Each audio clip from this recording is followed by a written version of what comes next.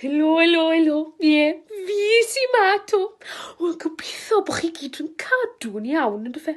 O, mae'n amser rhyfedd gyda'r holl coronavirus ma, ie. Ond chi'n gwybod beth? Mewn ffordd ryfedd iawn, mae fe wedi dod â'r gymuned at ei gilydd, ydy? Ond dim yn ffisigol, cofiwch. Cadwch 2 metr, ie. Ond mae hwn yn bwysig iawn i mi, chi'n gweld, gan bod y gymuned yn meddwl llawer i mi oedi. Y pillar of the community mae rhai yn galw fi. Ie.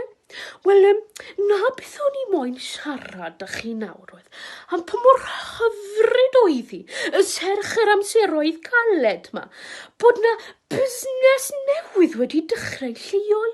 Ie. Maen nhw wedi dechrau wneud bwyd, takeaways, ie. A chi'n gwybod beth? Maen nhw'n gwerthu cwrw fyd, odyn, ie. Fy'n yw i Gwennydd? Mynd i Aberystwyth fydden ni fel arfer i cael yn takeaways i chi'n gweld, ie. Ond sim hwnna'n essential travel rhagor, nag yw. Felly, mae'n gyfleus iawn bod y lle newydd ma di agor, ydy. Gwennydd, mae fe di bod ar agor ys dros 60 mlynedd. Felly, dyna'r cwbl genna i. A cofiwch, mae'n bwysig cefnogi gymuned mewn amser fel hyn, odi? A mewn amseroedd cyffredin. Ta bwch, pobl annwyl. Oedd rhaid i ti hwbod y drwy'n mewn nawr.